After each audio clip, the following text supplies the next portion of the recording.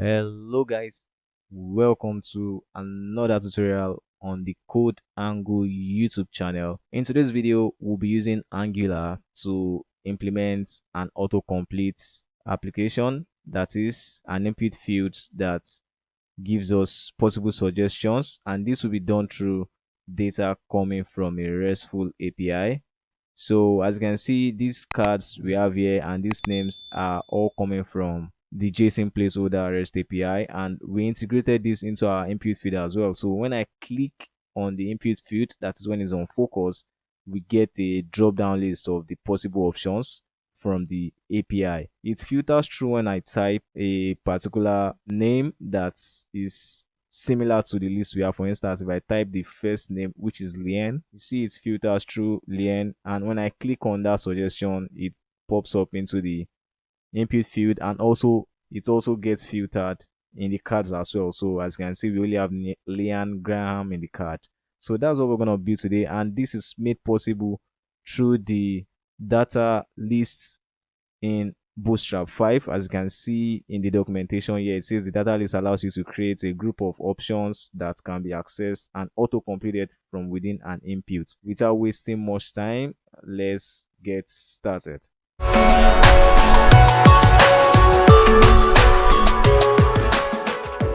So the first thing we're going to do is to generate a new Angular project. So what I'm going to do is to open my terminal, and once I open my terminal, the commands to create a new Angular project is ng new and then followed by the name of our project. So I'm going to call this ng AutoComplete and press enter. So we're going to be asked a couple of prompts. The first one asks us if we need routing for this application. Of course, we don't need routing, so I'm going to say no.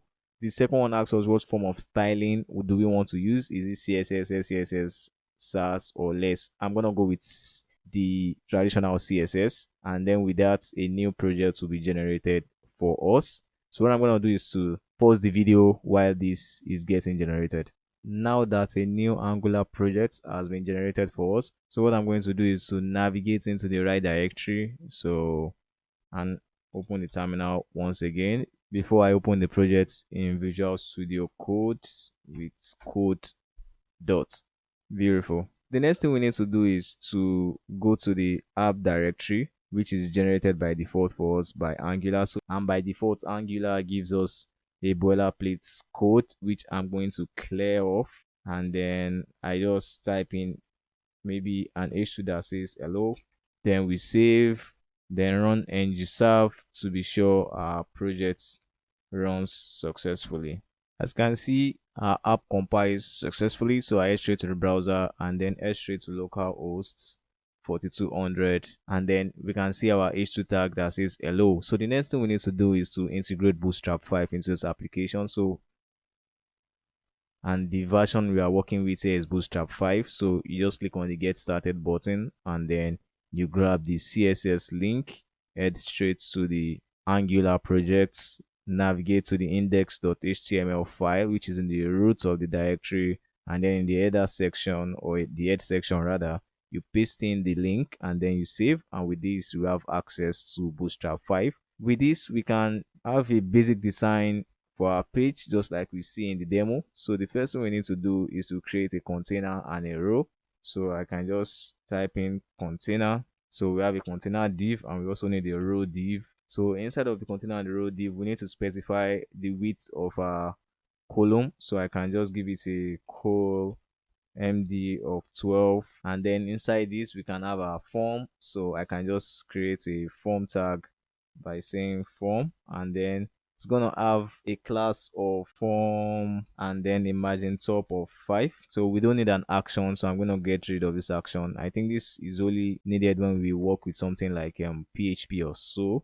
So inside of the form tag, this is where we need to have our data list. So there's something we can grab in the documentation, like a boilerplate template. So let me get to the documentation once more and then search for autocomplete. So I scroll down to the bottom of the page, and then as you can see, we have gotten to the data list part. So inside of this data list, I'm going to grab this entire label and the data list tag and then paste it within the form tag in our page. So let me save and see how this looks in the browser. Okay, doesn't look too bad. And as you can see, when I click on it, our autocomplete by default already works. That is, when I click on New York, it gets populated in the input field, and when I click on Chicago, any form of the data we have, it gets selected into the input field. And this is possible through the use of this data list tag. Bootstrap helps us to implement this functionality by default. And as you can see here, we just have a bunch of static data for the different states in the United States of America, like San Francisco, New York, Seattle, Los Angeles, and Chicago. Now, like I said, we'll be working with a REST API, so I'm going to have to eventually get rid of this. But first, I need to implement the card part of our design, that is the card section. So I have a boilerplate template already for that. So instead of typing it all out, so I'm just going to grab this boilerplate code, head back to Visual Studio Code, and then paste it within the container div. And then as you can see, we just have a bunch of Bootstrap 5 classes. That is the row class, the card class, that is everything is contained inside of a card. And then we have various titles in an history tag, like various content creators out there like Brad Traversy, Design Course, and Akubwa, the Net Ninja, and Frico Camp, as well as Koda Koda. So I'm gonna save this and then let's check out how this looks in the browser. Okay, this design is not what we have in our final implementation. So what I'm going to do next is to apply a little bit of CSS. So I'm going to head straight to the app.component.css file. So the first class we need to design for is the card class. So I'm going to call that class here in the CSS, and the first thing I'm going to give it is a width of 100%. Then we'll give it a display of inline block, a box sizing of border box. So we also give it a background color as well. Then we give it a padding of 20 pixels, and finally a margin bottom, because the cards are all clocked together, we give it a margin bottom of 30 pixels. I think that should be enough. So I think with this, let's save and see how it looks on the browser now. As you can see, it looks much better. So we just need to give it a couple of more styles, like in terms of the color. The color I gave it in the final design was purple, so I'm going to just say I'm going to call the purple class, which is in our app.html file we have here. You can see this purple class. Let me grab it, and then you can just give it a background of 5133AB. I think that's enough, and then let's save and see how it looks like now. Yeah, the text we have inside the cards is dark, so let's also change the color for that. So what we can do is just give it a color of white.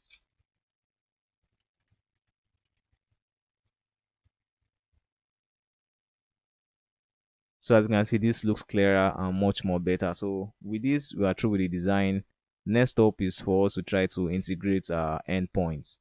So I quickly head straight to the JSON placeholder documentation, JSON placeholder.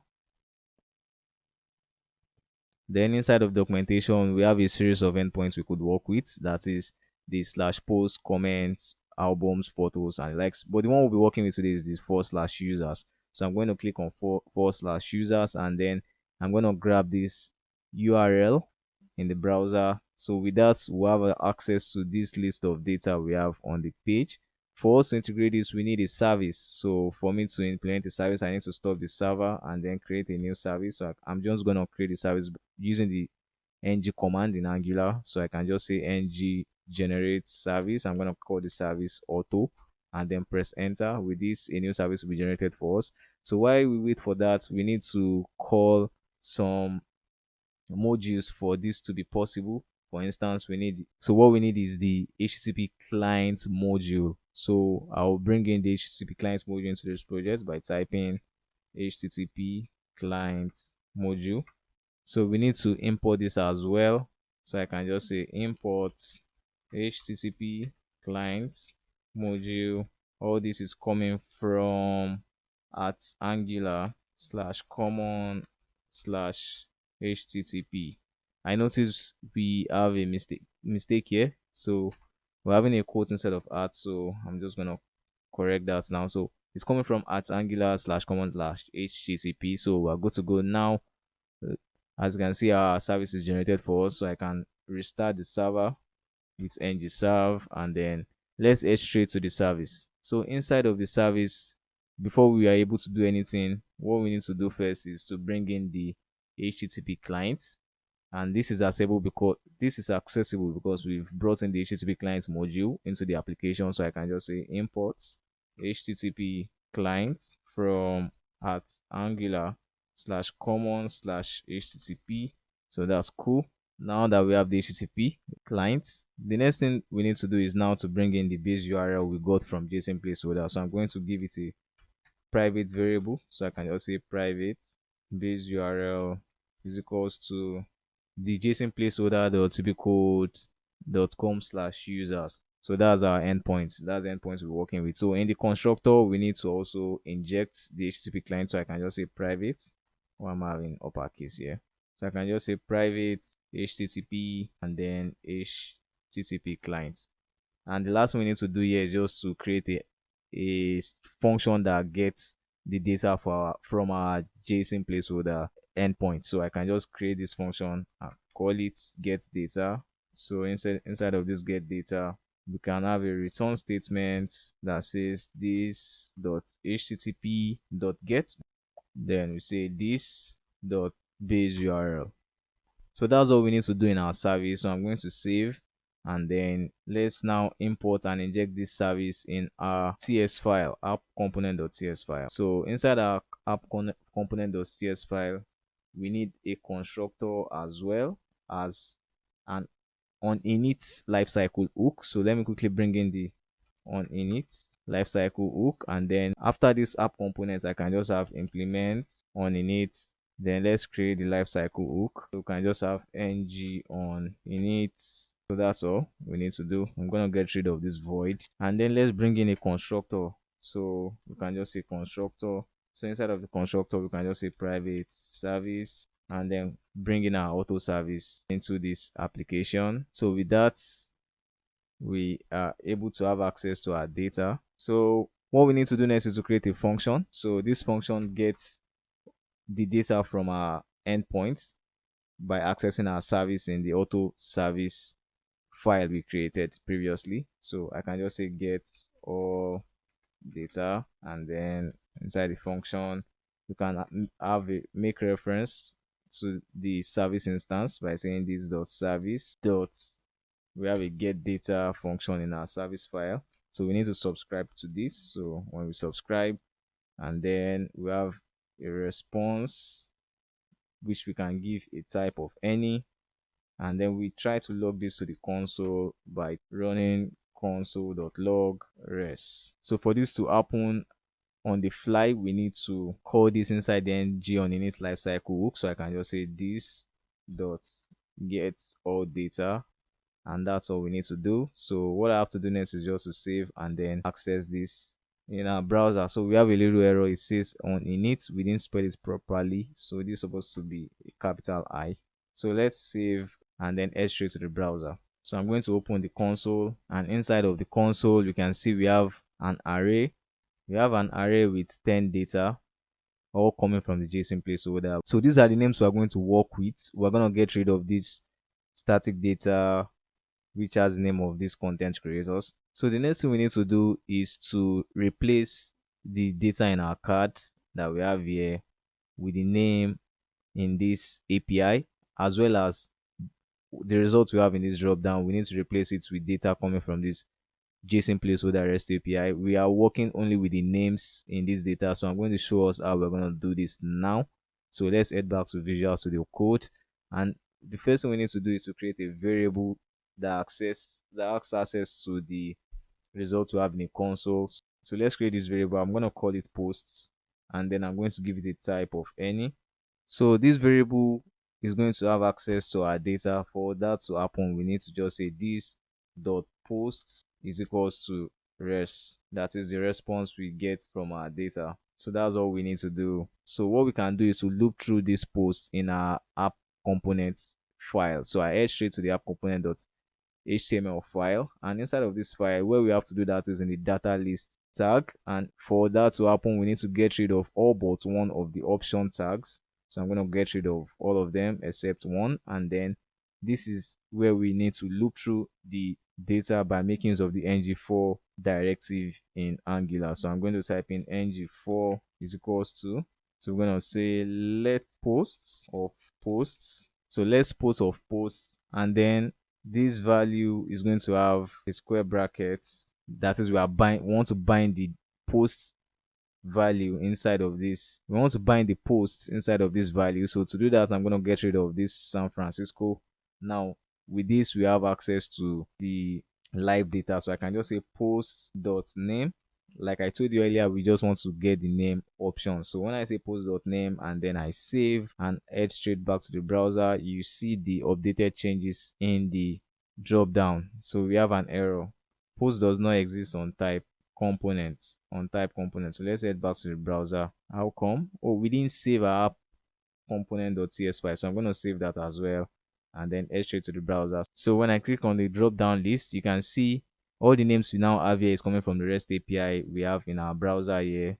The names like Lingram, Clementine, Evan, and the like. So when I select one of them, it gets auto selected or auto completed inside our input field. So the next thing we need to do is just to update the cards, that is the cards we have here. So anytime we select a particular name, it reflects inside of the card we have below. Quickly, let's head back to the app components.html file. So for this to happen, or for us to be able to do this, we need to get rid of the static data we have here. So I'm going to get rid of almost all the static data we have.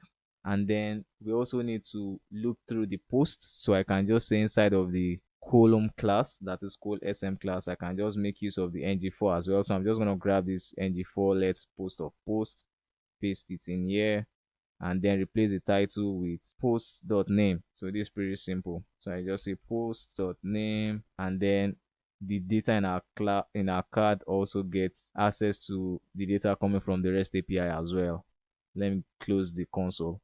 So as you can see, everything is now updated. So like I said, the final functionality I want to implement is anytime we click on a particular select list, I want it to also reflect in the cards. So that is, when Curtis Wisnat is selected, I want only that name to show in the cards. That is to get rid of other cards apart from this Curtis Wisnat. So to do that, we're going to make use of a click event handler. Let's do that. So quickly, let's head to the browser, and where we have to do that is inside of the input tag. So somewhere in the input tag, I can just create a change event handler. I think I should go with a change event handler instead of a click event handler.